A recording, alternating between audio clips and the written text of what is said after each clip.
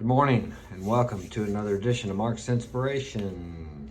Got the D-Man here and my puppy Bailey in the background on the bed. Today's topic is going to be, as you think, so you are.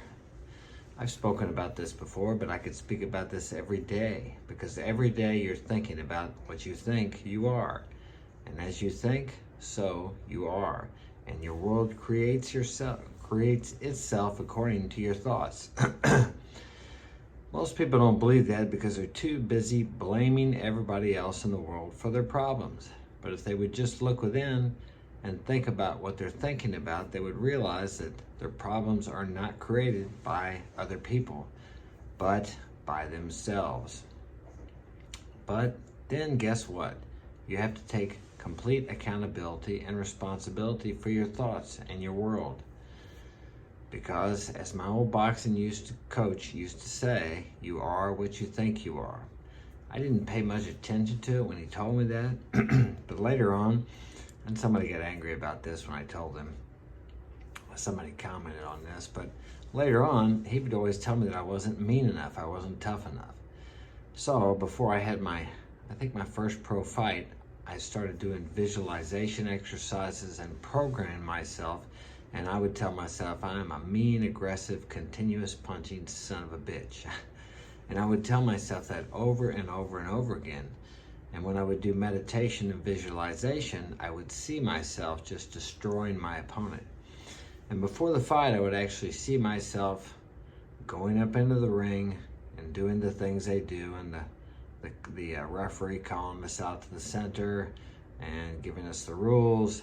And I would go step by step through the whole fight. From the bell to the first time I got punched, to myself slipping and rolling his punches and hitting him, and ultimately destroying him in the process. So I'd used visualization before, but before my first pro fight, I used it more profusely, I think is the word. Adamantly, I wanted to use it. I wanted to win this fight. Okay, so along with the visualization and the affirmations, and of course the action of working hard in the gym, which I actually worked too hard in the gym, ended up hurting myself, but I still had the fight and I won. I won the fight and I actually destroyed my opponent. The referee had to stop me because I had him in the ropes and I was beating him down to the ground, so to speak. Now, when I told this story before, somebody posted, well, that's terrible, you shouldn't, what's so great about that? Or you shouldn't be telling people how to destroy somebody. It's a sport, buddy. It's a sport, okay? If I don't knock him down and beat him down to the ground, he's gonna do it to me. And I've had it done to me before, okay? Am I angry at the person that did it? No. And the person that did it to me actually had a piece of metal in his glove. Beat the hell out of me. I'm still not angry at him. It's a sport, even though he cheated. Okay, that's just part of the game, okay? You don't think in football that those guys are out there trying to hurt their opponents? Because if they do, then that makes their chance of winning the game that much better, if they can put somebody out of the game. So, anyway, that's another video about the guy getting angry about that, but the point is, I was able to do that. Now, the process, I went out there and actually I lost the first round, okay? That wasn't exactly how my vision went, but in the vision, I always won the fight, and I felt the elation of how I would feel if I won it. There's a certain school of thought, it's called inverse transformation, I think. They believe that it's the feeling, okay, if something like winning the fight can cause you to feel a certain way of exhilaration, excitement, then if you feel that certain exhilaration or excitement imprinted with your vision of winning the fight, it makes that come to pass. It's like if you want to have a lot of money, okay? If you've had any amount of money that was more than what you're used to, it gives you a certain, or you feel, I don't know if it gives you, but you feel a certain way. Okay, if you can get yourself to feel that way often enough, the money that you want will come. The problem is people think about money, but they think about the dread of the bills coming in. Bills are evidence that people trust you. That's what they are. It's the way the world works. You have an electric bill, you have a water bill, you have a gas bill maybe, a cable bill.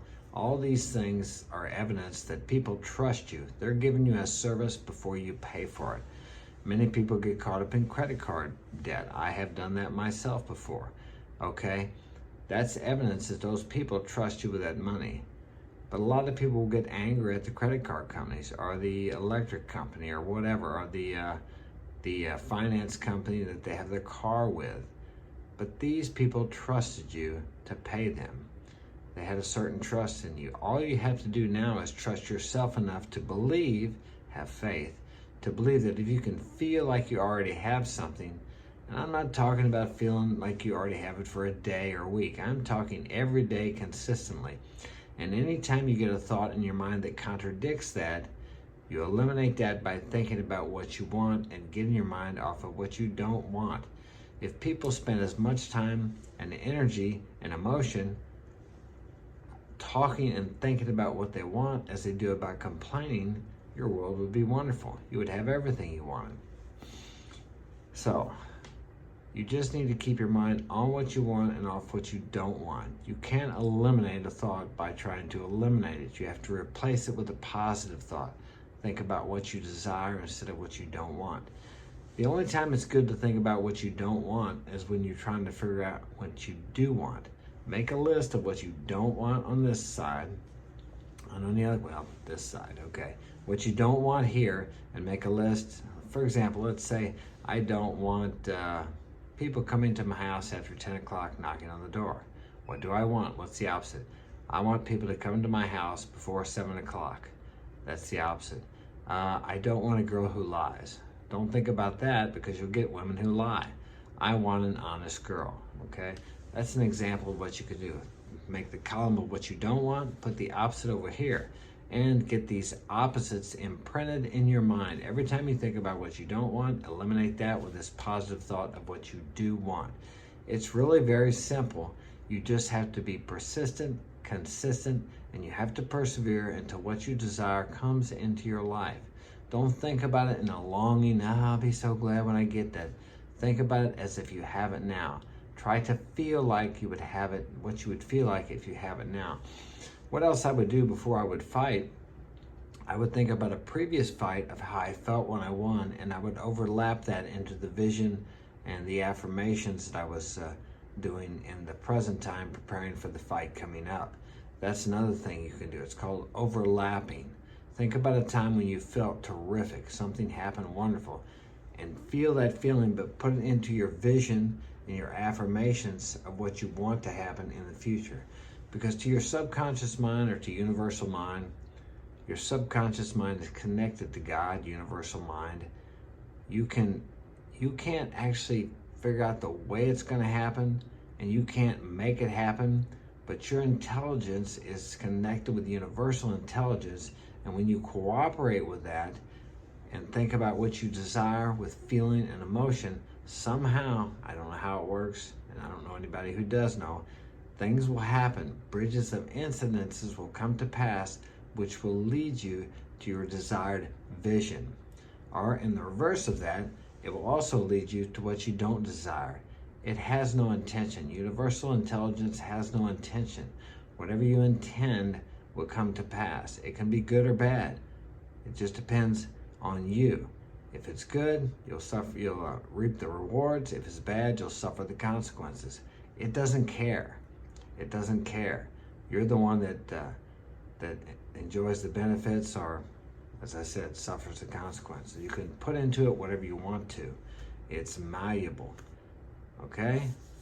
Hope that made some sense to you. That's all I got for today. Thanks for joining me, and appreciate you guys.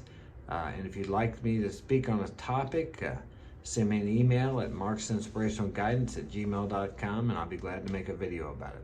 Have a great day.